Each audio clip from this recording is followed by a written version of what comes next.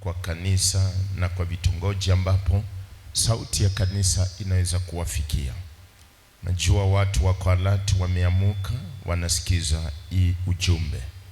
Kwa hivyo katika jina la Bwana Yesu Kristo nasema tu ni asante, nikisema ya kwamba Mungu azidi kuwalinda. Najua katika juma nzima Mungu amekuwa pamoja nasi, amekuwa pamoja na kila mmoja, ametenda mambo makubwa na ameweza kupigania kila mmoja.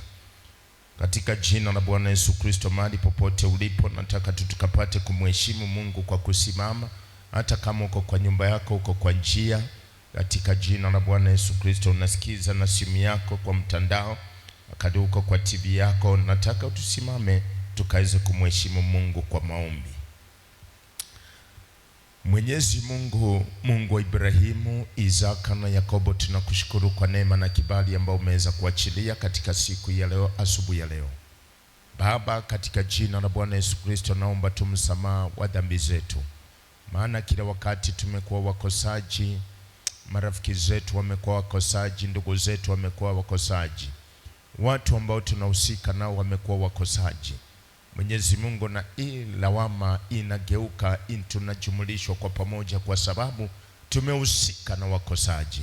Mwenyezi Mungu, katika jina la Bwana Yesu Kristo, ninaomba tumsamaha, ukaweze kutufanya kuwa pure, ukaweze kutupurify, ukaweze kututakasa. Tunaposikiza neno lako Bwana, neno lako likaweze kuwa la baraka na likalete ushindi katika maisha yetu. Baba, uinuliwe na upewe sifa. Ni kwa jina lako takatifu hii ibada ya siku ya leo, pamoja na morning glory, pamoja na vipindi vyote ambavyo vitakuweko, na mahali popote msikilizaji ataweza kuingia kwa kanisa, na wale ambao wanakuja kutusikiza pia, katika jina la Bwana Yesu Kristo naomba Roho wako Mtakatifu akaweze kusimama pamoja na wao. Mwenyezi Mungu, kaweze kuwainua na kuwabariki, wakasikize neno lako, wasishikwe na usingizi, wasije wakachoka. Wacha Bwana wa majeshi, wacha kusiwe na chochote ambao kinaenda kuwazuia. Ni kwa jina lako takatifu Yesu nimeomba na kuamini, amen. Kwa hivyo katika jina la Bwana Yesu Kristo, nataka tuendelee na topic ambayo tulikuwa nao last Sunday about courage and discouragement. Nataka tufungue katika Exodus chapter number 4 verse 29. Exodus chapter number 4 verse 29. Exodus chapter number 4 verse 29. The Bible says, Moses and Aaron brought together all the elders of the Israelites, and Aaron told them everything the Lord had said to Moses. He also reported the sign. He also performed the signs before the people, and they believed. And when they heard that the Lord was concerned about them and had seen their misery, they bowed down and worshipped. Bwana Yesu asifiwe. That is Exodus chapter 4 verse 29. The Bible says, Moses and Aaron brought together all the elders of the Israelites. Continue. And Aaron told them everything the Lord had said to Moses. He also performed the signs before the people.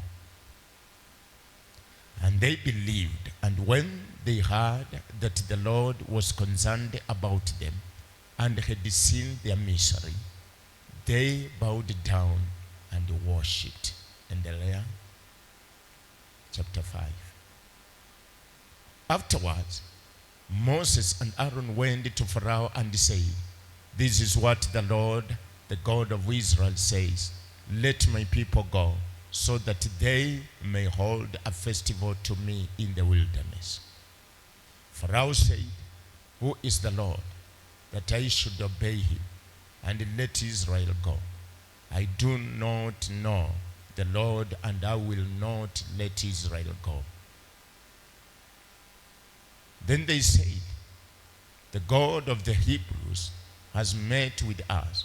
Now let us take a 3-day journey into the wilderness to offer sacrifices to the Lord our God, or he may strike us with the plagues, or with the sword.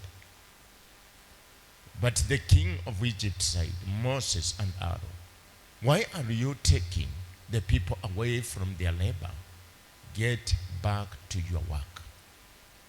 Then Pharaoh said, look, the people of the land are now numerous, and you are stopping them from working.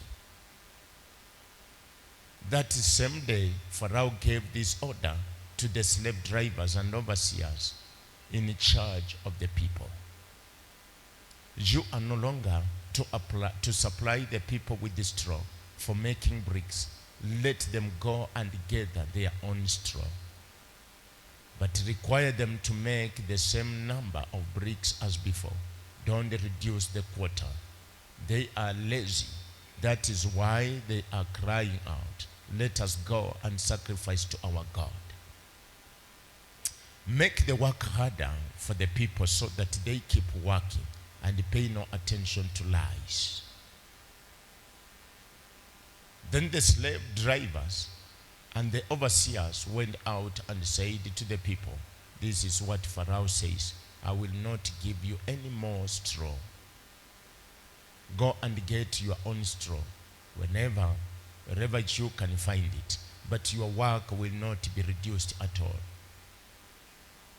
So the people scattered all over Egypt to gather stubble to use for straw.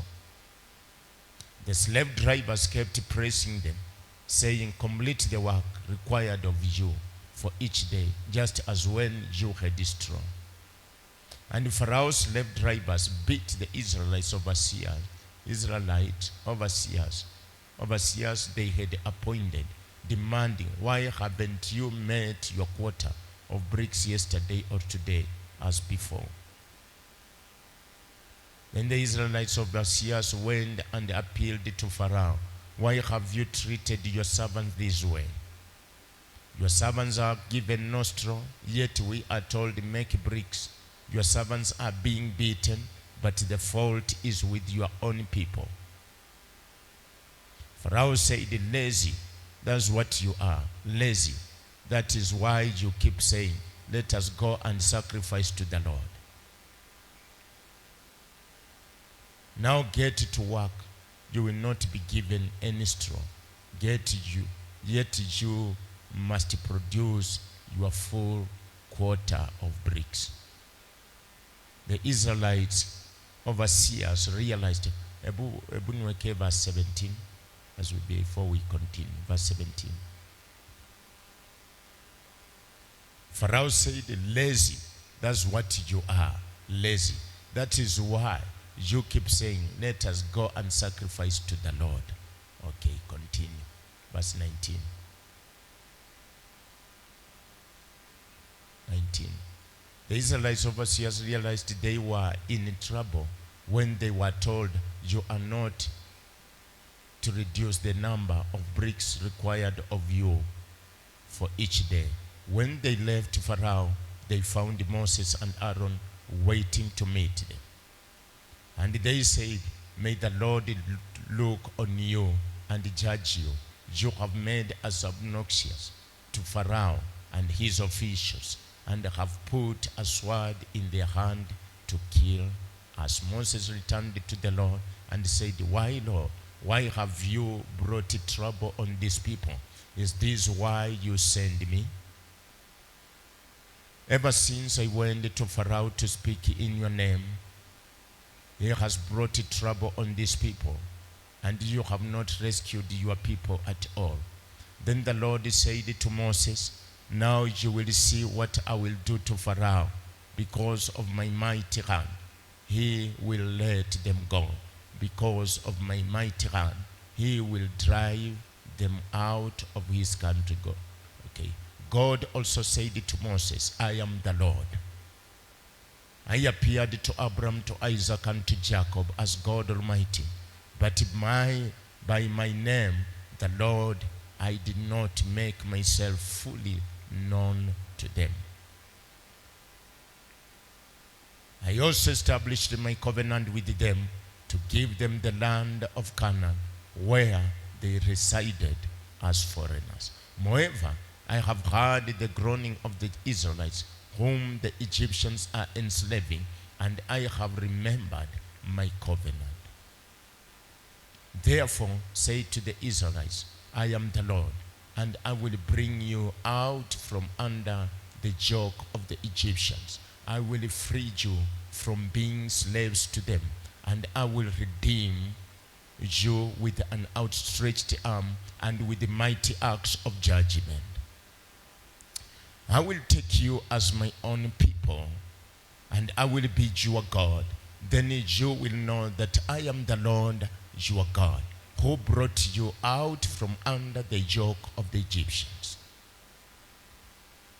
And I will bring you to the land I swore with uplifted hand to give to Abraham, to Isaac, and to Jacob. I will give it to you as a possession. I am the Lord. Verse 9. Moses reported this to the Israelites, but they did not listen to him because of their discouragement and harsh labor. Praise be to the name of the Lord Jesus. Hallelujah. Heavenly Father, in Jesus' name, I bless you because of the reading. Receive all the glory and be highly be exalted. May your word work in your lives. In Jesus' mighty name I believe and pray. Amen. Kwa hivyo katika jina la Bwana Yesu Kristo, nataka uone tunaendelea kidogo na discouragement and courage. Katika Exodus chapter number 4 verse 29, these people, wakati ambapo Mungu aliwanenea, wakati Mungu alituma Moses and Aaron, these people received. You cannot blame them. Katika Exodus chapter 6 verse 9, these people could not even hear from Moses kwa sababu walikuwa discouraged. Walikuwa discouraged kwa sababu ya harsh labor. Lakini wakati ambapo Moses aliwaendea katika Exodus chapter 4 verse 29 hadi 24, 29 to 31, the Bible says hawa watu walipokea. Hawa watu walikuwa na imani, waka accept. Bwana Yesu asifiwe. Waka accept kile ambacho Mungu alikuwa amenena. I want you to see this. The Bible says Moses and Aaron brought together all the elders of the Israelites, and Aaron told them everything the Lord had said to Moses. He also performed the signs before the people, and they believed, and when they heard, the Bible says, and they believed. Waliamini. These people believed. Yale ambao Mungu ametuma Moses and Aaron was true. It was true. These people believed. Vile ambavyo wewe na mimi tunaweza kuwa tumeamini what God is going to do in our lives. Najua so many people at their first, wakati walisikia injili, whatever you heard, you believed. The Bible says, and they believed, and when they heard that the Lord was concerned about them and had seen their misery, they bowed down and worshipped God. Hawa watu walienda another step ambao Mkristo wa saa hii hata si rahisi aende that step. The Bible says they bowed and they worshipped the Lord. So many times sisi tukipata a report from God, we don't bow, we don't worship. We don't bow, we don't worship. There is somebody in the course of the week ambaye alikuwa ananiambia something. Alikuwa ananiambia a certain testimony. Akawa ananiambia what God has done in her life. Nikamwambia hapana, what you do, get a place, just kneel down, worship the Lord, na unene maneno mawili. Number 1, kneel down. Number 2, declare Jesus is Lord. Hiyo tu ndiyo yenye nilimwambia. Because so many times nimegundua hata sisi tukipokea anything good from God, any report, si rahisi sisi kuenda another hatua. Hatuendangi hatua nyingine ya kupiga magoti na kumwambia Mungu asante na kumworship na kumwabudu. A good report has come. These people walipiga magoti, waliabudu, waliinama, wakaabudu Mwenyezi Mungu. Sisi tunapatanga ripoti mzuri ya kwamba Mungu anaenda kutenda, whether it is a promise, whether it is a reality. So many people wakipata pesa hata kwa njia, wakutane tu na mtu they were not expecting, mtu awape hata shilingi 1,000. Huyu mtu hawezi pata a place ambapo anaweza piga magoti aka worship the Lord. Hakuna. But these people, we cannot blame them. Wakati ambapo Aaron na Moses walipoleta ripoti, kwa hakika these people believed. Hawa watu waliamini. The Israelites, mimi siwezi nikawa blame, waliamini. They believed. These people believed. Na kila ambacho kilifanyika katika jina la Bwana Yesu Kristo wa Nazareta, wakaonyesha reverence, honor, adoration, wakainama ama wakapiga magoti, wakamwabudu Mungu. They worship the Lord.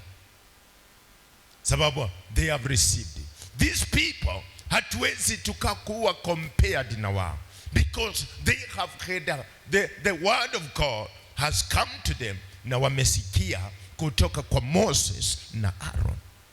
In fact, mpaka Aaron akaperform a miracle. Kuna so many people in our days ambapo Mungu amewanenea hadi kuna a miracle ambapo God has performed. Hii muujiza sio ati amekufanyia wewe, kwa sababu God has spoken a word katika maisha yako. Haijatendeka, lakini amesema inakuja kutendeka, mpaka a miracle ikafanyika in the church. Still people wataenda kudoubt, still people hawataamini. In our days people will not believe. Hatusi rahisi waamini. Si ati miracle itafanyikia wewe. Miracle, wewe neno lako linaweza kuwa limetoka, Mungu anaweza kuwa amekupa a word from the altar, from the servant of God. Hili neno ni lako. Wakati Mungu anapeana that word, kuna somebody in the congregation, ama kuna kitu in the congregation ambapo kutatokea a miracle.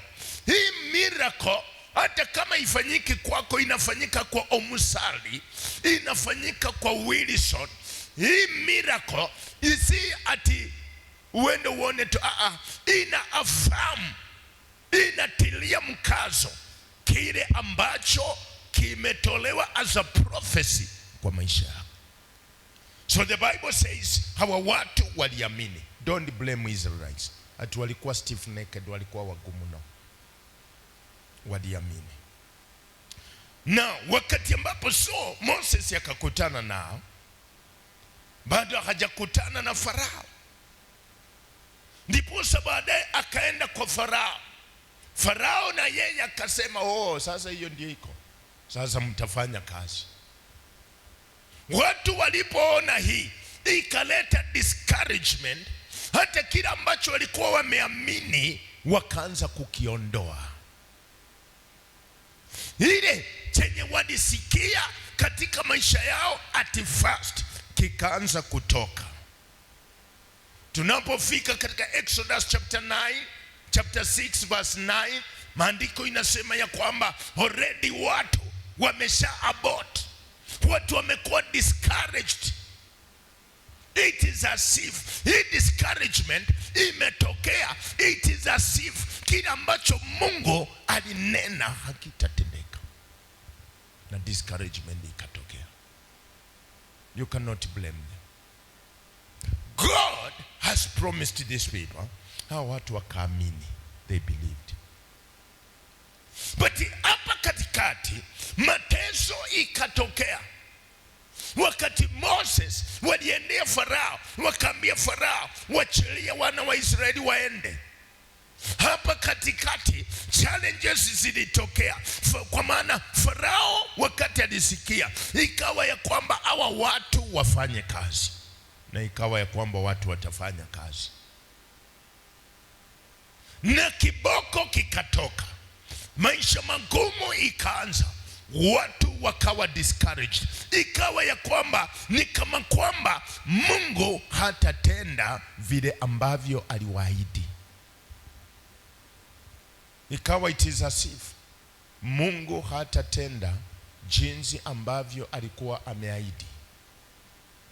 Mungu alikuwa ameahidi ya kwamba atawakomboa, lakini haya ambayo yanatokea katikati inaonyesha ya kwamba huyo Mungu hawezi akatenda.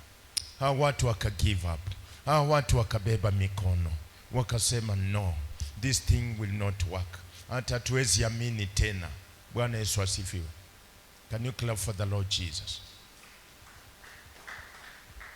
I want you to be attentive because I know what is happening, because it is something, ni kitu ambacho mimi nilikwambia mimi si ubiringi what I don't know, na ubiri what I know it is at work.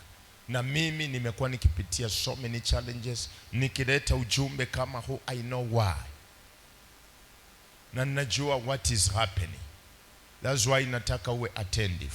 Bwana Yesu asifiwe.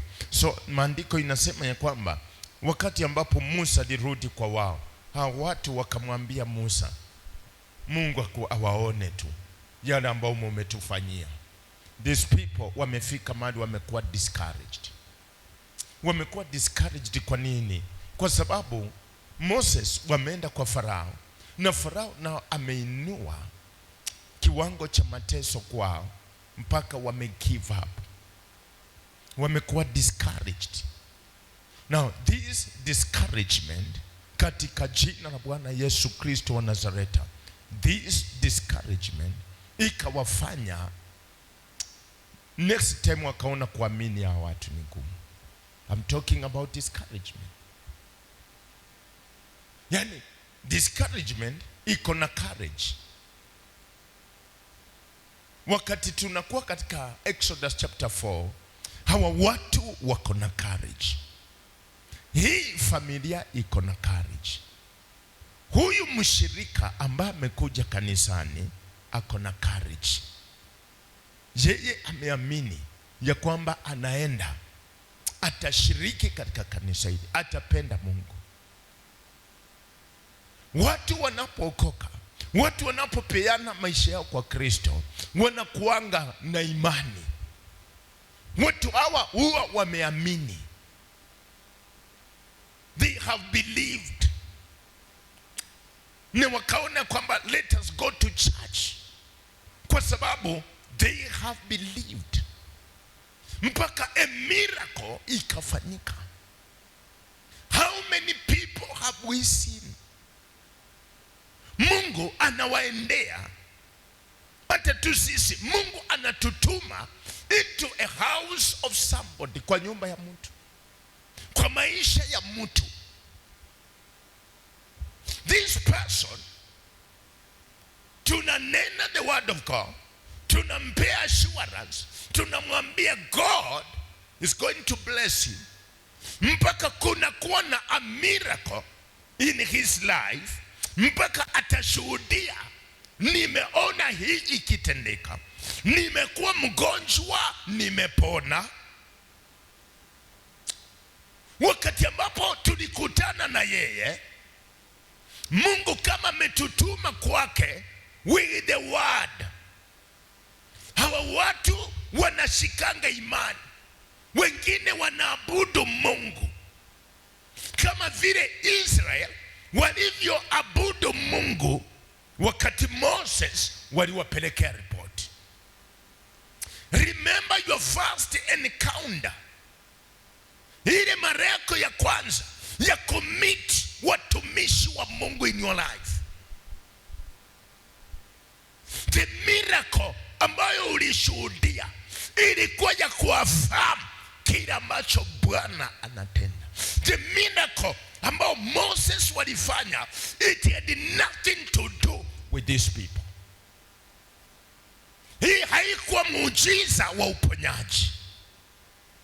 I am sure hii ilikuwa ni muujiza wa kutupa fimbo chini na kugeuka kuwa nyoka. The Bible says they performed the signs before people. Na watu wakaamini. Wewe the first time, the first encounter yenye ulikutana na the servant of God, najua hii miracle haikuhusika na your body, haikuhusika na your life. Hii muujiza, hii sign, it was to affirm that God is going to do it. Sababu the word of God, umeambiwa you will be blessed, you will be employed. Mpaka ukaona a certain lady in that church akipona. Ukiona there was a sign, kulikuwa na ishara that day yenye unaambiwa katika jina la Bwana Yesu, you will be rich, utakuwa mtu mkubwa. Ilikuwa accompanied with a sign, kulikuwa na ishara ambayo iliambatana nayo. There was a sign. Kuna wengine hata kwa nyumba yenu, wengine wetu tulishuhudia what happened, the signs and wonders ambao Mungu aliachilia before you. Na Mungu akaachilia na a promise, na wewe ukaamini, ukasema ya kwamba nitakuja kanisani. You have worshipped, ukasema Jumapili na kuja kanisani. It was in your heart because ulikuwa umeamini Mungu. But ninajua I am not a prophet, but I want to declare the spirit of the prophetic is at work. The reason why unapata too hard kuja kanisani, umekuwa discouraged. Sababu these people hapa katikati walikuwa discouraged. Note that discouragement haizuii Mungu kutenda kile ambacho aliahidi, haizuii. So these people walikuwa discouraged kwa sababu ya hali ambayo ilitokea. Wewe pia na wewe najua umekuwa discouraged. Najua there are people in the church, there are people listening to this message. Hata leo hii Jumapili wameamua hawaendi kanisani kwa sababu wamekuwa discouraged. Wakati waliombewa ndio sasa hivi vitu zimekuwa ngumu. Na uliamini yenyewe mimi nitakuwa tajiri. Uliamini yenyewe the prayers that were made last Sunday, ukaamini yenyewe maisha inaenda kunikalia vizuri. Lakini hapa katikati in the course of the week ndio sasa mambo imekuendea vibaya. Umekuwa discouraged. Kuna mtu anasema hata leo siendi kanisani, I'm not going there. Maisha haijakuwa vizuri vile, I'm not going. Siendi. So the Bible says waliambiwa last Sunday, waliambiwa Mungu amekuja to your rescue. In the middle of the week, Farao akainua challenge, ikaleta discouragement. Walikuwa na courage, in other words, watu walitoka hapa wakiwa na courage. God is going to do it. God is going to do it. Ulikuwa na courage, amini kwa sure kazi naenda kupata, naenda kufanikiwa. Hata tena mnaenda kujenga, naenda kufanikiwa. I am sure, niko sure. Praise be to the name of the Lord Jesus. Hallelujah. Lakini Farao na yeye wakati alitoka, courage ilitoka. Courage ilitoka. I am sure courage ya watu wengi hata kwenda kanisani ilikwisha toka. Hawa watu ni watu ambao wamekuwa na courage ya kwenda kanisani.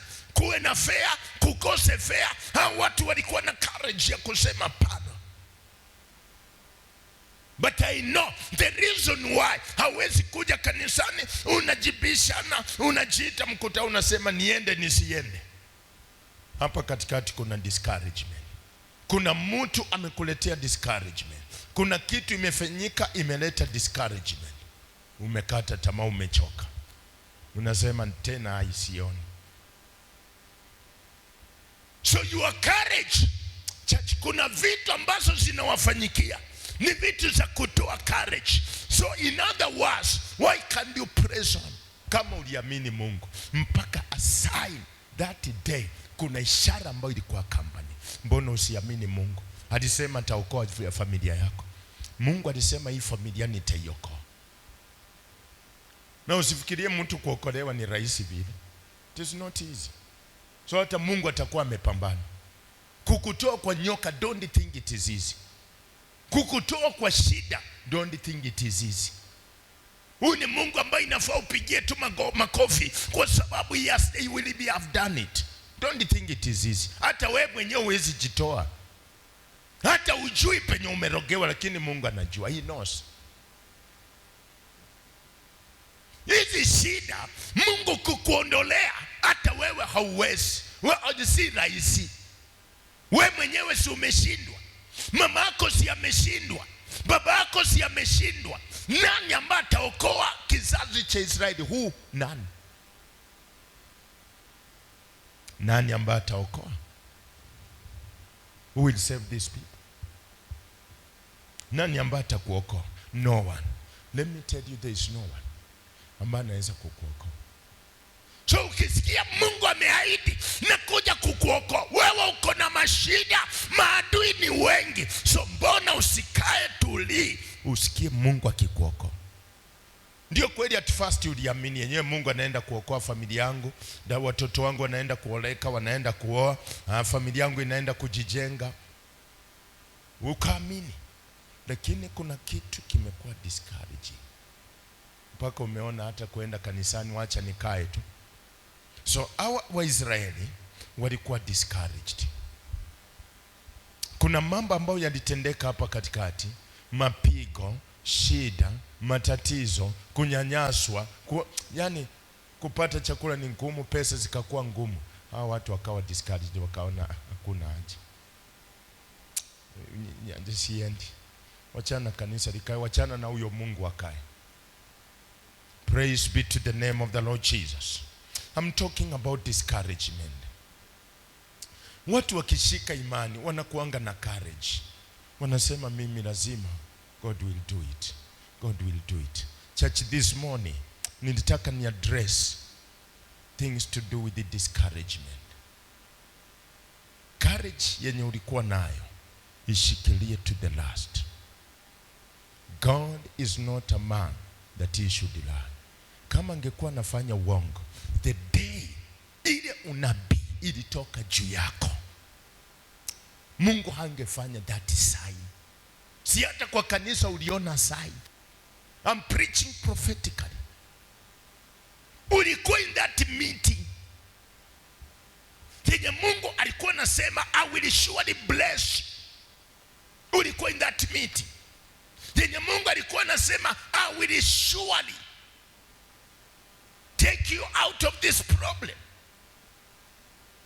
Na haikuishia pale, kulikuwa na ishara, kulikuwa na msichana alikuwa delivered. Kulikuwa na ishara, muujiza ukafanyika in the church. Hata wewe mwenyewe ulishuhudia. And in that meeting kuna a word that was prophesied over your life. Ukatoka huko ukiwa na imani. Neno langu limetoka, najua maisha Bishop, mimi hiyo nimeshika kabisa. I know discouragement will come. Ama ishakuja saa hii unakuja kujipima pima tu. Hata najua kuna wengine wanasema tu hata tungekuja, lakini ilikuwa tu kujilazimisha. Listen, discouragement. Now I want us to understand some few things ambazo zinahusika na discouragement. Discouragement zinaondoa your courage. The Bible says wakati ambapo Farao aliinuka akawaongezea kazi kubwa, ikaleta discouragement. Katika Numbers 32 Bible inasema ya kwamba Musa akagundua hao watu, akawaambia, nyinyi kizazi cha Ruben na kizazi cha Gad, hii yenye mnauliza hii, listen to me church, chukulia nyinyi mko na courage katika football, mnaenda kushinda, mnaenda kupata ushindi. Hiyo timu yenye mnaenda kucheza nayo mnaenda kushinda. Nataka uone where discouragement inaweza tokea. Nani amekuambia hamutashinda? Nyinyi mumesikia, mumeombewa mpaka ishara zikakuweko, mkatoka pale, mko encouraged, mnaenda kushinda, mkakuwa na courage ya ushindi. Mbona mshindwe? Courage yenu kuna mahali iliharibiwa, kuna courage iliharibiwa. Maybe wakati mkiendelea na mpira mlikuwa mmefunga mabao mawili, mumeshinda your opponent, mumewafunga mabao mawili kwa sifuri, but then all of a sudden wawili wapewe red card, mbaki wa 10, mbaki 9. Unajua hata mkiwa 9 mnaweza shinda tu bado, lakini kitu ambayo kitaondoa courage ya ushindi mpaka hizi mabao 2 zitalipishwa na mtashindwa, ni kwa sababu wakati wawili wametoka, tena maybe mtu mwenye ametoka ni yule ambaye ni striker, mtu mwenye mnaamini ndiye ambaye ametolewa, so mnacheza watu 10, watu 9. Yani mnaangalia, mnaona so yuko kwani already mumekufa. Unaona these two people kuondoka, kama nataka niweke something in your mind chenye kinatendeka in your life now, might be the thing that has been sent kuleta discouragement so that your faith wachane na. Lakini ukiweka in your mind, hata wawili wametoka, tumebaki 9, no, tutacheza sasa kama endazimu. Sisi tunaamini tuliombewa, tukiweka bidii still hii mabao mawili haitakombolewa. Lakini najua what will happen. Unaangalia wawili wote, hata afadhali angekuwa mmoja, wawili wote sisi ni kuisha. So these were 12 tribes. Walikuwa 12 tribes. 2 ya Gad na Ruben wanasema wanataka wabaki nyambo nyingine ya Jordan. Moses akaangalia, hapana, nyinyi mkifanya hivi mta discourage Israel. Church, nani alikuambia mkienda hata 10 tribes mtashindwa? But the moment unaangalia fulani already amejishindia, unakuwa discouraged. I know. Mnaweza kuwa watu kadhaa mnatafuta kazi, mmekuwa 3 mnatafuta kazi. I know. Mnaweza kuwa 3 mko na courage, mnaenda kupata kazi. Najua mko 3 mko na courage, kazi mnaenda kupata. Najua penye courage yenu itakuwa destroyed. Mmoja akipata kazi mbele yenu, hao wawili wamekufa. They give up, wanasema. Sababu it is as if mlikuwa mmesemezana mtapata tu wote kazi mara moja, papa at the same day. Inafanyikanga wapi? Inafanyikanga wapi? Mkitafuta kazi wote at the same. So wakati mmoja napata, wewe unabaki, kuisha. Discouragement. Nakumbuka wakati ambapo tulikuwa tunafanyia somebody, our brother here, sherehe, alikuwa amegraduate kwa university somewhere. Kuna mama alikuja hapa akasema, mimi watu wa Mungu mniombe, Mniombee sababu mtoto wangu alijoin university hata mbele ya huyu wangu. Aliingia university mbele ya huyu kabla ya huyu hajaingia, na wangu hata mpaka sasa haja graduate. Huyu ametoka nyuma amegraduate. Na ungeangalia vile huyo mama naongea, unajua tu courage yake, na mtoto imeharibiwa na huyu. Anashangaa in the heart, sasa how? Wangu ndiye aliingia wa kwanza, sasa nini mbaya? Courage hivi tu zinatokea. Mlikuwa watatu wenye mnatafuta kazi, mmoja akapata mbele yenu, wawili wamenyamaza, sasa waendelee kutafuta kazi, wamebaki wawili. So hiyo ndio iliishia tu hapo. Usipofunguka macho ukagundua mapema this is a discouragement, ukaenda kwa maombi ukaambia, ukatangaza katika jina la Bwana Yesu, sikiza nikwambie adui, najua so and so amepata kazi mbele yangu, mbele yetu, ninajua umetaka kumtumikia kama discouragement. Nataka ujue ya kwamba hatuchoki, tunaendelea kutafuta kazi. Mmoja wetu amepata, tunashukuru. Hata tuzusha chini, hatutakuwa discouraged. Tuseme mbona sisi at least hata mimi ndiye ningepata wa kwanza. Mnaweza kuwa mko watano. Kwanza wacha nikwambie discouragement itaongezeka wakati vile mko watatu, huyu mwingine tena apate kazi, sasa umebaki peke yako. Sasa ndio utakaa utasema wacha tu nifanye ukulima, wacha tu nifanyie watu casual work, mimi kimenikalia ngumu. Wengine wangu wenye tumekuwa na wameenda church. Kwani ilikuwa tumuende hivyo? Hawezi ukaona sequence. Mimi najua chenye kinakusumbua, umekuwa discouraged sababu somebody ameenda mbele yako. Mnaweza kuwa watano, huyu msichana ameoleka mbele yako, ukajitia nguvu, tumebaki wanne. Tena wanne aoleke, mmebaki watatu. Naanza kujiuliza, kwani mimi niko na sura gani shwari mwenye siolekangi? Kwani mimi nimeumbwa vipi? Discouragement imeanza sababu mmekuanga wasichana watano,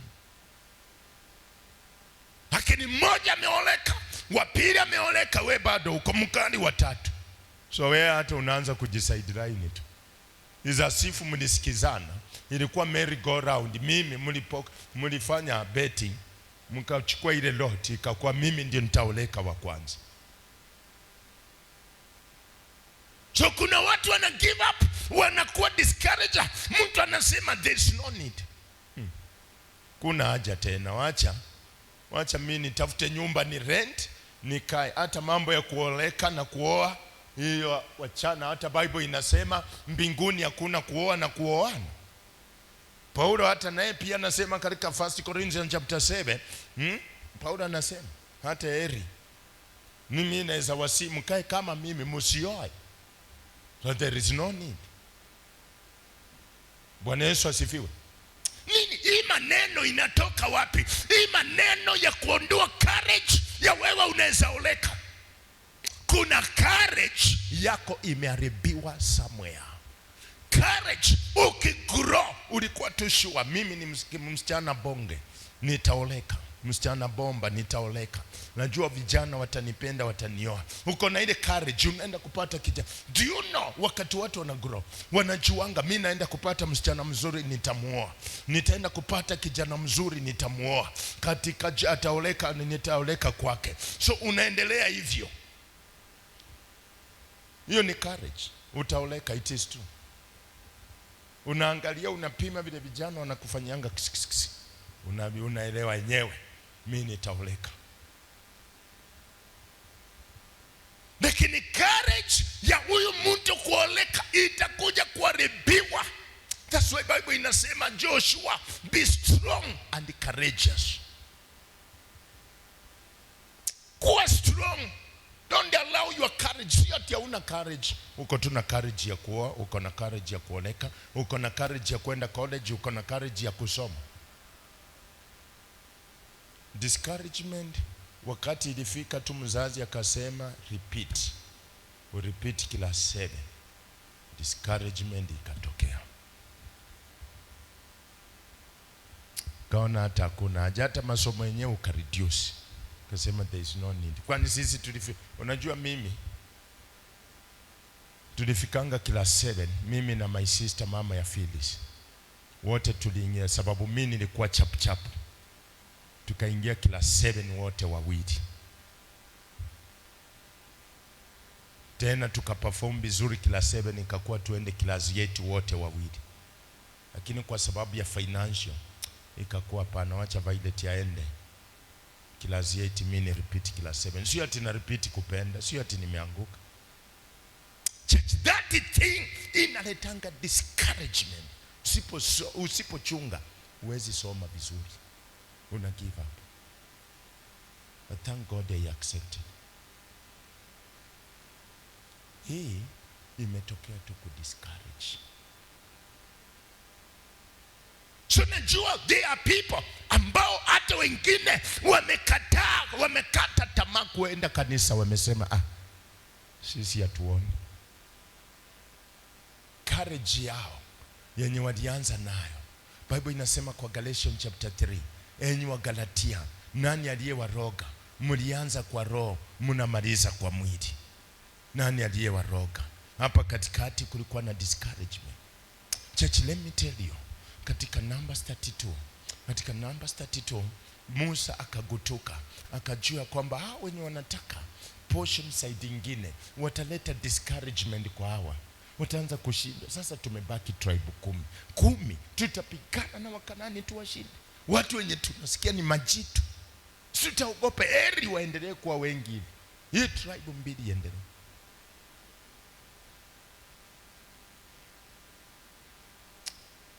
Church, mimi najua unaweza tafuta tu pesa, but let me tell you, mnatembea wawili.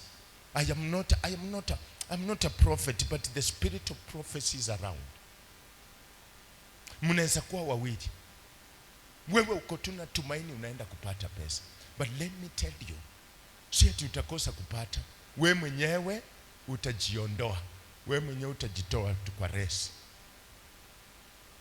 The moment utaona huyu rafiki yako, nyinyi ni wawili, hakuja kuonyesha mapesa hivi, akuonyeshe pesa mingi zenye amepata, awe ni kuisha, hata kesho utaenda kazi.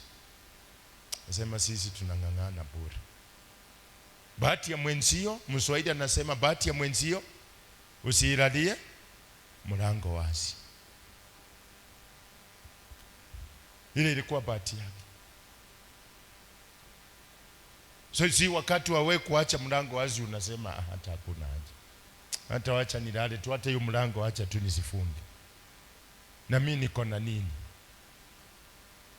Hiyo ni bahati ya mwenzio. The moment anaonekana ako na pesa, wengi courage yao inaishanga tu hivyo, they die. Usipogundua uende in prayer, Father, najua hii yenye amekuja kunionyesha pesa hii ni ya kunidiscourage. Kuna watu hata wanaweza taka kujenga nyumba. Unaweza kuwa uko na haja ya kujenga nyumba, but jirani atakuja atainua nyumba kubwa, mpaka unasema hata mimi siwezi jenga, wacha tu, nimedivert pesa yenye nilikuwa nataka kujenga, naona tu mimi ninunue gari, ni kama tutakuwa tunashindana. So umekuwa discouraged sababu wewe ndio ulitaka ujenge, lakini jirani na ameweka nyumba kubwa, so unakuwa discouraged, unasema hata hakuna haja, there's no need. Hii pesa wacha ninunue pikipiki. Si ni ukweli mzaji? So watu wanakuanga discouraged, mpaka unapata mwingine hawezi enda kazi kesho. Kwa sababu gani? Ameona Kevin yako na pesa na yeye hana, na wanatembeanga pamoja, wanafanya kazi moja. Kevin amepata Oh, Yuji, situende kazi. Mimi leo sisikii mwili ikiwa vizuri. Weenda tu, nitaona kama nitaweza enda kesho. Si tuende kanisa. Weenda tu, nitaona next week. Why? Huyu ni mtu ambaye ako na shida, amekuwa discouraged. Ani courage ya kumfanyanga aende kanisani, wewe ndio uliharibu. Kumwonyesha ile pesa, angekuja tu kanisa, mungeenda tu kazi kesho, ama mungeenda tu kazi na yeye. Lakini jana kitu yenye uliongea ili mdiscourage.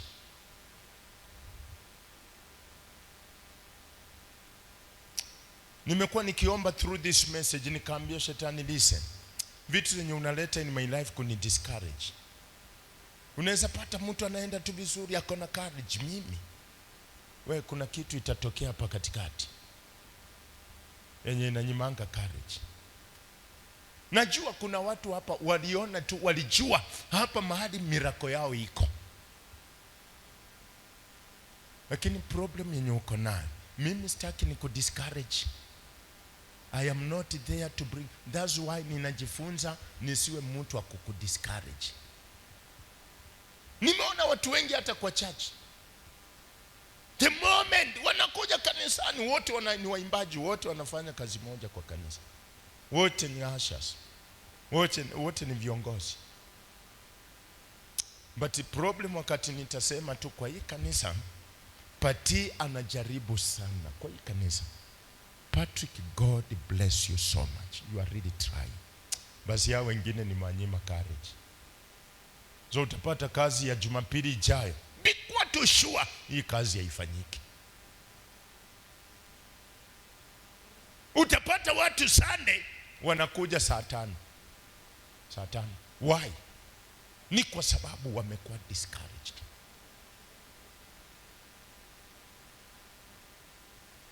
Nani ambaye alikuambia hata mzazi wako akiondoka, hata mzazi akikukataa, nani alikuambia kuondolee courage? God can do it even minus your parent. Wewe unakuwa discouraged, courage ya confront maisha inaisha, unaona wacha niende tu kwa pombe, wacha nikunywenge pombe kidogo kidogo, sababu usioni mtu mwenye nilikuwa nafikiria atanipea pesa sasa si ayuko. Sasa what can I do? There is no need. But at first ulikuwa tu encouraged, ulikuwa tu na courage, mimi nitakuwa maisha mazuri. Kuna mtu mwingine hapa, mtu alikuwa ananiambia church, mimi nimeelewa hizi vitu. Kuna mtu mwingine, mtu alikuwa ananiambia ana expect pesa, sijui babake apate pesa, hii pesa atamgawa afanyie kitu fulani. Cursed is a man who depends on a man. O babake akipata pesa anampea pesa. Sasa fikiria, si yako hivyo? Alafu babake apate pesa asimpe. Huyu mtu anaishanga tu hivyo. Hata ukimwambia nipasulie kuni nikupe tu pesa, hawezi. Huyo mtu amekuisha kuwa discouraged in life. Kuna watu wamejiua, kuna watu wamekufa, wamecommit suicide, wengine wamekunywa poison kwa sababu ya kuwa discouraged. Kuna mtu alikuahidi nitaoleka kwako, kuna mtu aliahidi nitakuoa. Bwana Yesu asifiwe. Wewe haikuwa ni courage ya kuoa huyo mtu, haikuwa ni courage ya kuoleka kwake. Ilikuwa tu courage, lazima in life nitaoa. So adui na yeye akaona wacha nimpeleke huyu mwanaume, wacha nimpeleke huyu msichana. Discouragement inataka kutokea. Hadi utasikia watu wakisema mimi nimejaribu mambo ya kuoa bishop, wachana nao ikayaje.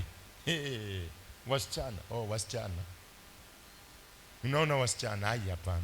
Saa hii ni kutulia. Huyu ni mtu amekuwa discouraged. Mtu anayekuhesabu bishop, nilipata huyu msichana nikampenda, I was to marry her. Ilienda hivi. Bishop, nikapata huyu. Nimeona nikae tu, mambo ya ndoa wacha mimi nifanye vitu zangu. Huyu ni na kigrow church. Nimekuwa nikiongea na mtu at my place, nikamwambia sometimes unaangalia watu unashangaa. Yani kuna some people saa hii ukiwaangalia hawana hata wake, wengine hawajaoleka. Na ukiangalia tu vile tulikuanga tunakaa, watu walikuanga watu wa wasichana. Yani ungesikianga fulani amepata kamsichana tena kamrembo mpaka unashindwa, na wewe mbona upatani? Mbona upati msichana kama huyo? Watu wenye zile nyakati ungeangalia sura ya mtu unasema huyu kuoa ataoa kitu, atakaa vizuri kwa ndoa. Ndio watu sasa hawana hata wanawake. Wali give up, walikata tamaa. Sasa wamekunywa pombe. Mtu ukiuliza alimaliza kawa hakuoa. What happened? Courage ya kuoa iliisha. Church, sometimes nimekuambia unaweza taka kuanzisha biashara, uko na kusudi uanzishe biashara. Vile unafikiria mtu mwingine anaanzisha hapo biashara, imekuua. Si ati itafunga biashara yako, wewe mwenyewe ndio unafunganga biashara. Nakumbuka somebody Magada anaitwa Njoroge, wakati alisikia mwingine amefungua pale boutique, yeye alikuanga na boutique, mwingine akafungua boutique, mwingine akaanzisha sijui nini, alikuanga na kamera pia, mwingine akaanza kamera, akasema mimi Magada sioni, nataka kuhama Magada, nataka niende nifungue biashara kwingine. Hapa competition. Church, mbona uwe discouraged? Najua mimi nahubiri, lakini katika mioyo za watu wenye wanasikiza this message, najua kuna kitu in the heart penye unalala. Mungu ndiye anajua. Kuna ka discouragement kana kuja in your heart, kana kuja in your mind. Unafikiria church, huyu ni mtu ambaye anaweza kuwa tuna courage. Ni huyo bibi ndio nimeoa, nitakaa tu naye huyu, this is my wife. Akona courage na alimwahidi kwa hakika, mimi ni wewe tu, mpaka hata maybe walifanya harusi, ni wewe, siwezi oa mwingine. Alikuwa na courage. Ni iwe ligumu, yawe magumu, yawe mepesi, it is you, ni wewe. Courage ilikuweko. The lady akawa na courage ya kwamba liwe liwalo, ni wewe, sitakuacha my darling, sitakuacha. Praise be to the name of the Lord Jesus. Lakini hapa katikati unaweza kuwa unatembea tu, adui naye ni nani? Ataleta msichana mrembo on the way, mwenye hata pesa na kutumia. How do you know how much I value you? Anakutumia pesa, anasimama na wewe. Yani hata huyu ni mtu mwenye anakukopesha mpaka unaanza kuona huyu bibi huyu hata ili kuachana na unaanza kuona mistakes. Usipofunguka macho, hii inakuondolea courage. Church, unajua nimesema every Wednesday we are having prayers za families, na wale watu ambao wanatamani ndoa, tuko na maombi hapa kuanzia tuseme saa 12 kufika saa 1:30 hapo.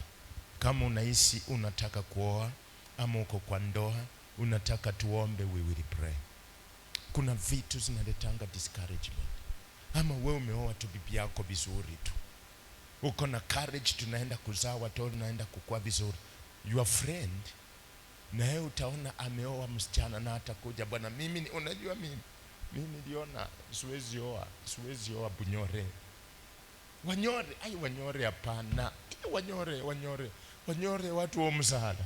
Wewe mimi nilikata, wewe kama ulioa Bunyore wewe uko sawa, lakini mimi hao watu Bunyore hapana. Hiyo ni discouragement. unarudi kwa nyumba unaangalia bibi mwenye umependa. No, kulikuwa na courage ya kupenda this lady. But maneno yenye imekukujia imesababisha courage imeondolewa. Hata hiyo usiku unaona tu acha nilale kichwa nimeangalia kwa ukuta, sababu umekuwa discouraged. Church, discouragement is there. Kwa vitu vizuri, kwa mambo mazuri unakuwa discouraged. So I have been praying, nimekuwa nikiomba, nikiambia Mungu hili na hili, najua huyu mtu anainuka hivi kuni discourage.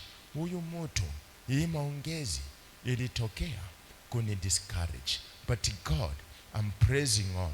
Najua hili gonjwa limetokea so that niwe discouraged. Najua maongezi kama haya yametokea ili niwe discouraged. Najua hii kitu imekuwa postponed, ilifaa ikuwe this month lakini imesongezwa ati mpaka next year.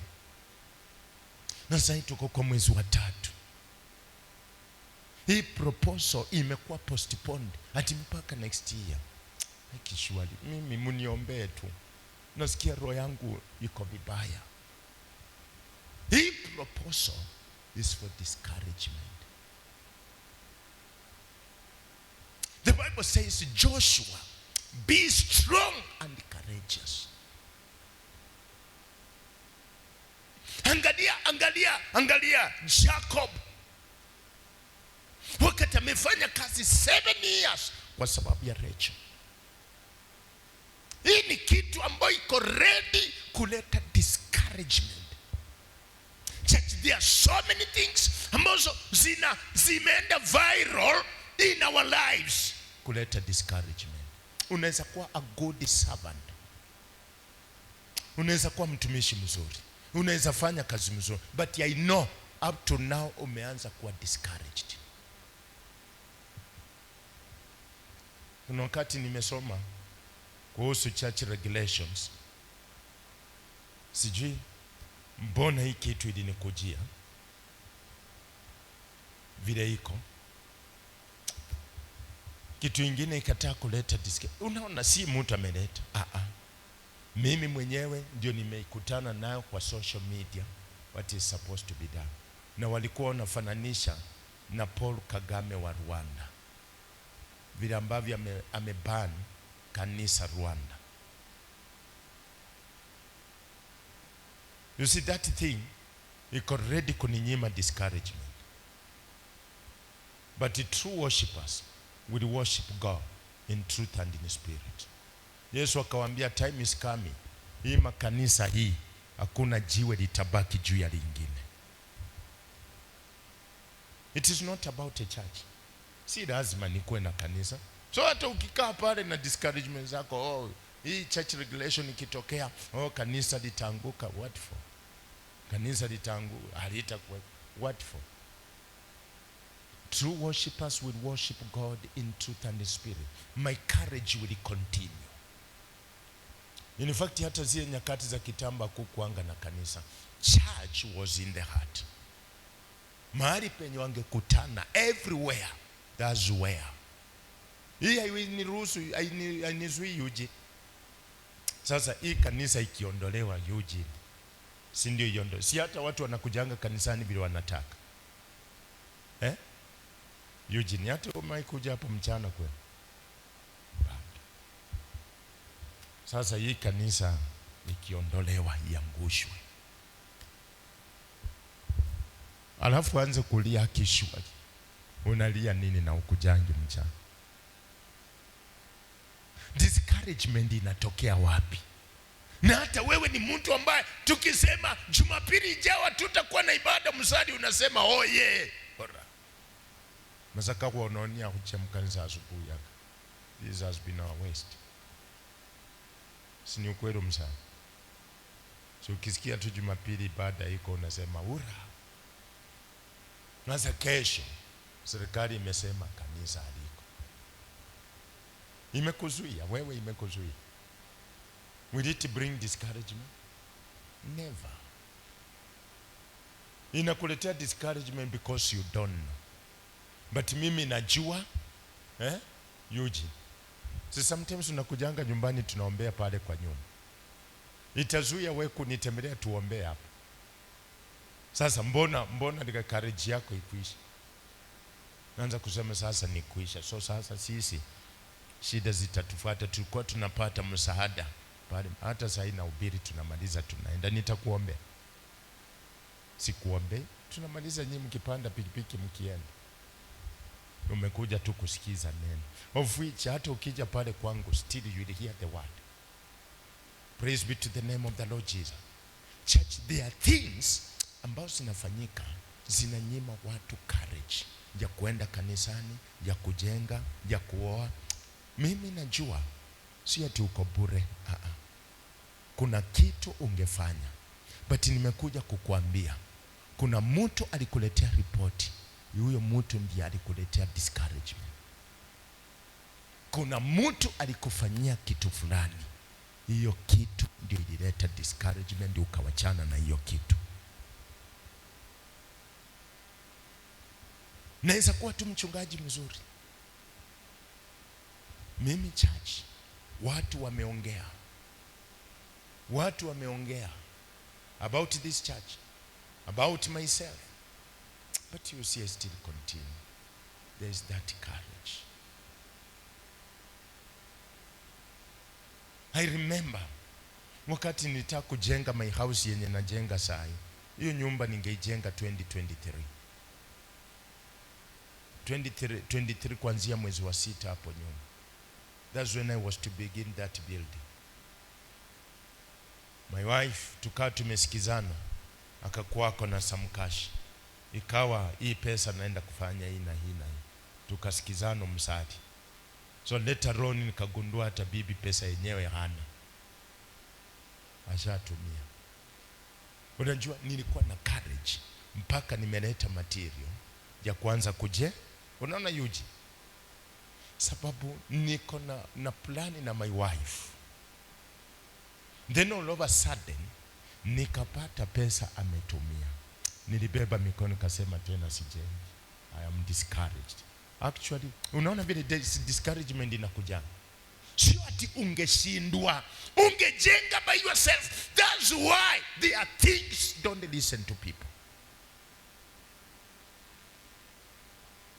That's why hata the devil anaweza tumia your wife kuleta discouragement. Unaanza kusema kama hii ndio umefanya, hata chakula sitanunuanga kwa nyumba. Unajua umekuwa ukinunua tu chakula. But discouragement imetokea. Mnisikizana hii pesa, tufanye hivi. Lakini ikapatikana pesa imefanyika hivi. What happened ndio ilitoa courage ya kufanya. So ukikosa nyumba nimekuwa na somebody pale kwangu akaniambia, Bwana Mkambi, mimi nimejengea bibi yangu nyumba kubwa, nimejenga nyumba kubwa. Ngawaje sijamaliza. Lakini sasa shida. Unajengea bibi nyumba tena atoroke aoche nyumba yenyewe. Hii ni kitu mbaya sana. Hii nyumba inatukula pesa mingi. Halafu atoroke na unamjengea. Na izasikia vibaya sana. Discouragement. What if unaona si amewezeshwa kujenga peke yake, si ndio? Bwana Yesu asifiwe. Bibi amemsaidia. So ni vizuri ukae bila nyumba. So na itokee tu somewhere bibi afanye tu kitu mbaya. Unasema tena sijengi nyumba. Chana nao, acha ika. Sasa unaona na utapata it is too late. Utamaliza miaka bila kujenga nyumba kwa sababu there came a discouragement. Time period yako, grace period ya kujenga iliisha. Church, mimi nimekuja kukuambia just press on towards the goal. Lengo lenye uko nalo liende. Najua somebody told me anataka kununua shamba. Kama umefocus, najua something can happen here. Hata bibi anaweza toka tu kwa hasira zingine. Unajua hasira. Nakwambia hata hao watoto si wako. Wewe unajua penye nilizaa watoto? Wewe unazaa. Mama ndiye anajuanga watoto, ni si wako. Sawa. Nilikuwa nimepanga ninunue shamba, tena sinunui. Watoto wako watasumbukana. Kaeni hapa. Pesa yote unaenda kununua gari. Kama ni msari anaenda kununua maspikers yaongezee zingine. Nimesikia vibaya sana, nilikuwa nimeweka pesa za shamba lakini kuna kitu discouragement. Church, there are things ambazo zimefanyika in your life zimeleta discouragement. Najua in your heart. Unajua chenye nasema. Hata nikienda mbali wapi, you understand. Kuna reason why umekata tamaa. Courage ya kupata kitu fulani iliisha. Tamaa ya kufanya mambo fulani iliisha kwa sababu ulikuwa discouraged.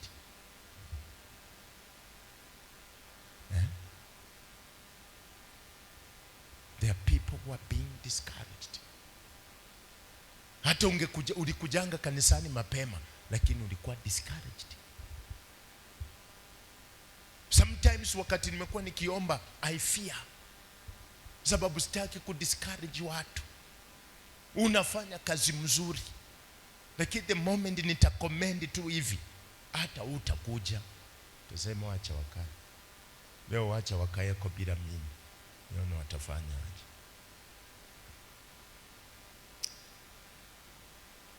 And usipochunga hapo ndio utakuwa unaongeza mashida. You will go nowhere. Church, you know, this church, who knows, tomorrow inaweza kuwa a big church. Na wewe unakuwa discouraged sai. Utatamaningi from outside. Who knows?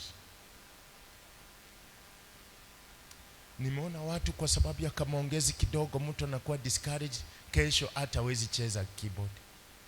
Kesho hawezi kanyaga kwa madhabahu. Nini? This is somebody ambaye angekuwa mwimbaji up to mbali. Huyu ni mtu ambaye angeoperate kwa media mpaka mbali. Lakini kuna discouragement ina pile tu. Next yatatoka. Naseme tena keyboard sichezi. Media mimi sishughuliki nao, nimeacha. Hata hiyo kanisa nimewasaidia sana. Nimeona nikae nyumbani nione vile wataendelea. God is always faithful. With the time, He will restore. He will restore. Kwa sababu mimi my faith haiwezi kuwa discouraged. I still press on towards the goal. Hallelujah. Sometimes church unapata umehubiria watu, wameona miracles, wameona signs, bila inasemekana tu kwa Exodus chapter 4. Jumapili ukija Jumapili watu hawajakuja kanisani vizuri. Discouragement, mpaka unasema hata watu nitawahubirianga hivi hata there is no need. Kuna haja mimi kustudy, kwani na study Bible sababu yako. Kama si wewe siwezi study Bible. I will praise on to study the word nijue. So ni vitu nimekuwa nikiomba nikiambia shetani, listen, hata hii absenteeism ya kanisani, this is a discouragement, but let me tell you, me I'm praising on. Watu wakuwe absent, wakuje vile wanataka, wengine wanaingia saa 6.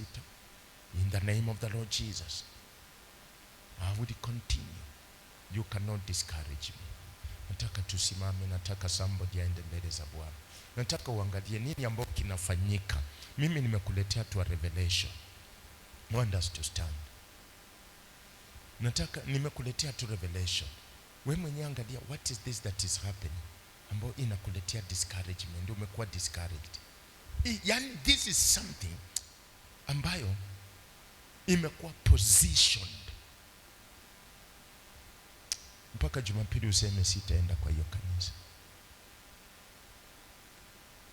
Nimekusomea Exodus chapter 4. Nimekusomea 5 yote na part of 6. Part of chapter 4, 5 yote verse 6, so that you may understand.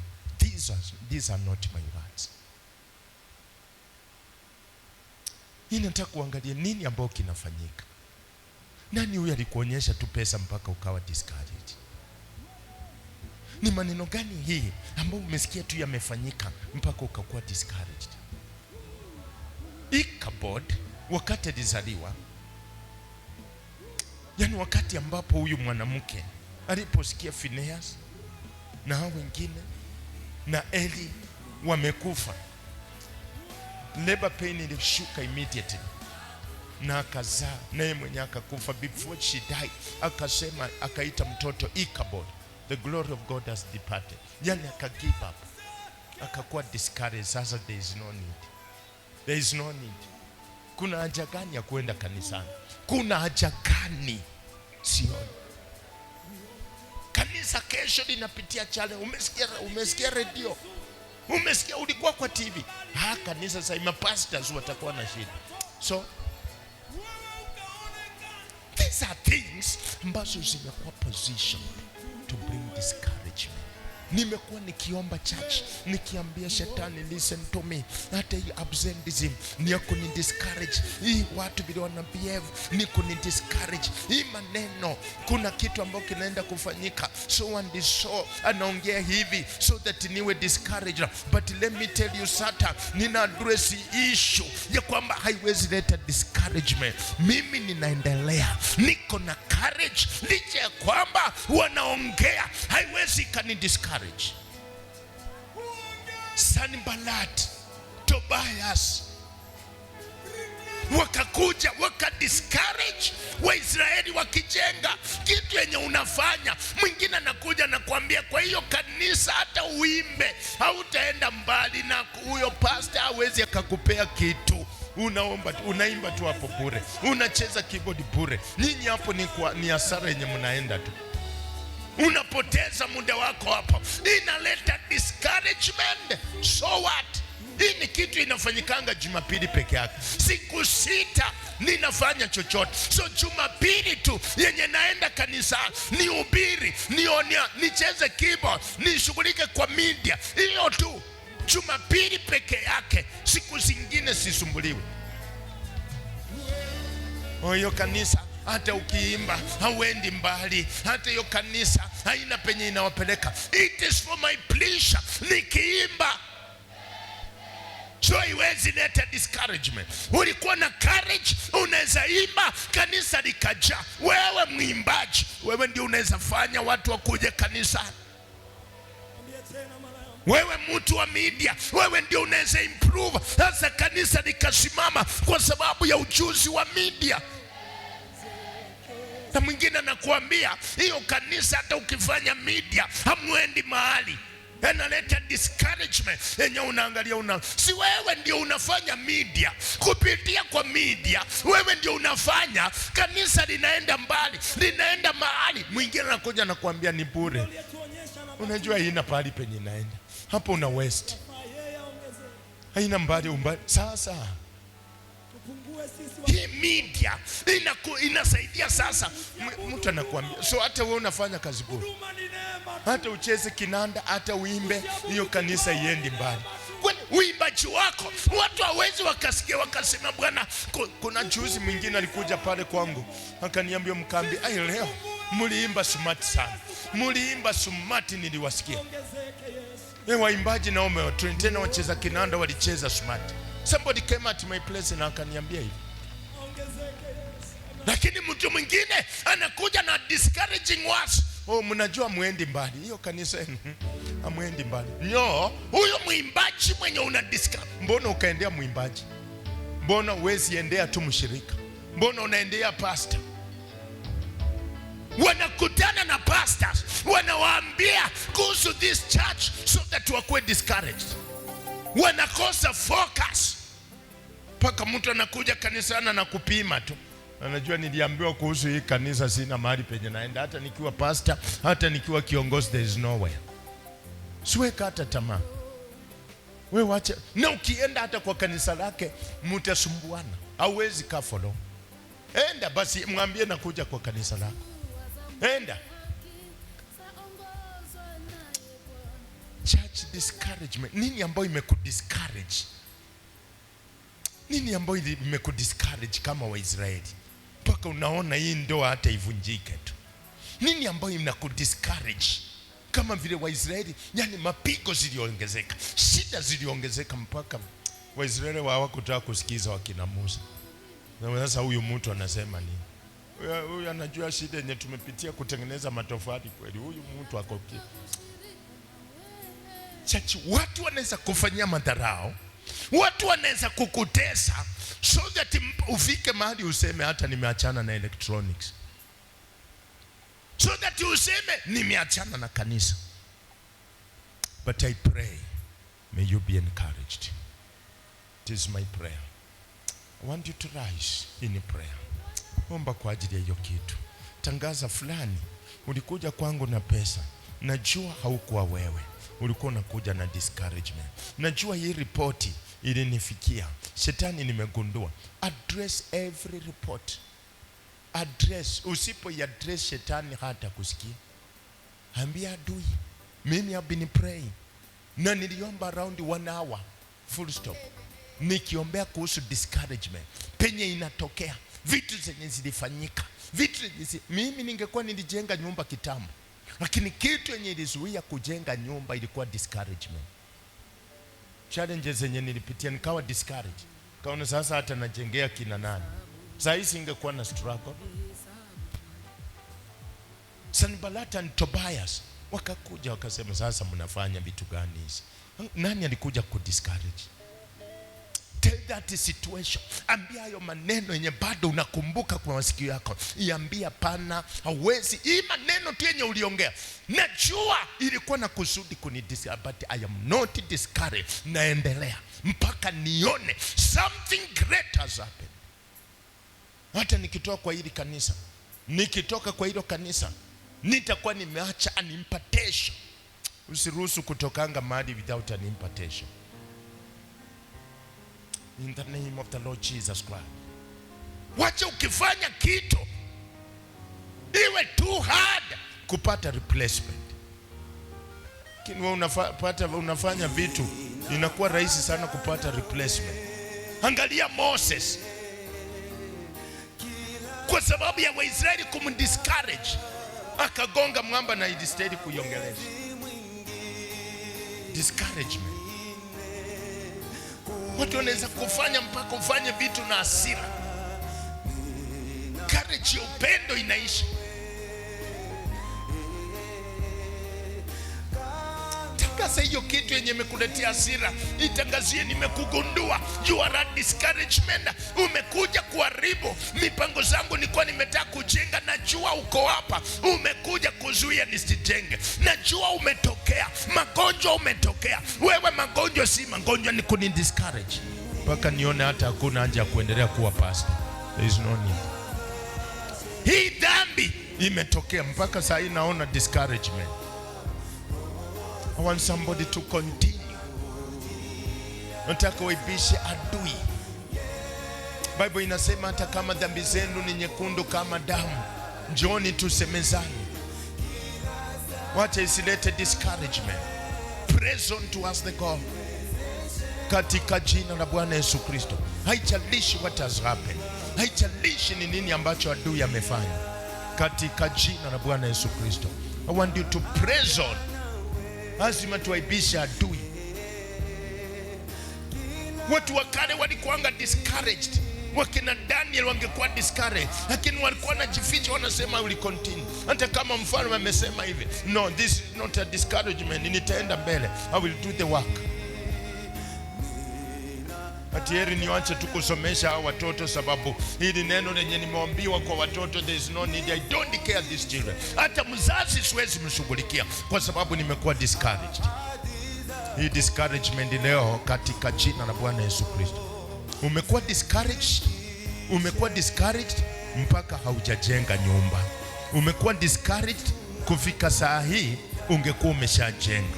Kufika saa hii ungekuwa uko na pikipiki. Kufika saa hii ungekuwa uko na kanisa. Kufika saa hii ungekuwa umepata kazi. Kufika saa hii ungekuwa uko shule. Kufika saa hii ungekuwa na ndoa. Lakini kuna things zimekudiscourage, zitaendelea mpaka zimekuzoea. Hata ukifanya kingine discouragement itakuja, sababu amekuzoea. Najua huyu tukimdiscourage ni kwisha. Nilipea mzazi pesa. Wakati nilipea mzazi pesa, mzazi hakutumia vizuri. Niliona mgumu, hata tena sitakangi. In Jesus name. Inua mkono wako juu.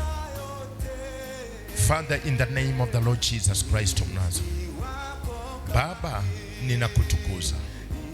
Wewe ni Mungu mwaminifu, Mungu wa Ibrahimu, Isaka na Yakobo.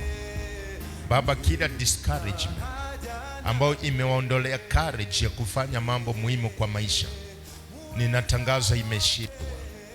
Chochote ambacho waliletewa, kila report, chochote ambao kinasababisha hata wako na pesa, walikuwa wamepanga wafanyie kitu fulani, lakini kwa sababu ya discouragement wameamua tena hatufanyii hii pesa, kazi hii, tuna divert pesa. Ninatangaza hiyo discouragement inasambaratishwa karadi na moto. Naachilia moto saa hii kwa kila kitu ambao kimeleta discouragement. Mungu akamwambia Musa, basi naenda kufanyia wa Misri jambo ambalo hawajawahi shuhudia. Natangaza every discouragement na mali penye imetoka kuna shambuliwa kwa moto. Wewe unaenda mbele kufanya kila ambacho ulikusudia.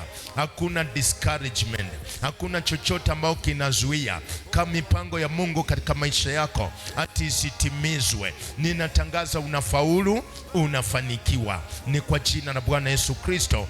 Go ahead and do it. Enda mbele na ufanye kila ambacho Bwana amekusudia in your life.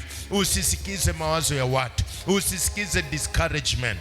You go ahead, kwa sababu kila ambacho unataka kufanya ni kizuri. Hata we mwenyewe umeangalia, it is something good, you deserve it. Chochote ambao kinataka kudivert mawazo yako na kukufanya you give up, ninakataa spirit ya kugive up. Ninatangaza you continue. Whatever report, whatever information ambao mumepata, whatever challenge ambao inaleta discouragement, I declare it is destroyed in the mighty name of the Lord Jesus. For it is in Jesus' mighty name I believed and prayed. Amen. May the Lord God bless you. Mungu awabariki na wainue. Amen. Niwezeshe Baba, niwezeshe Baba,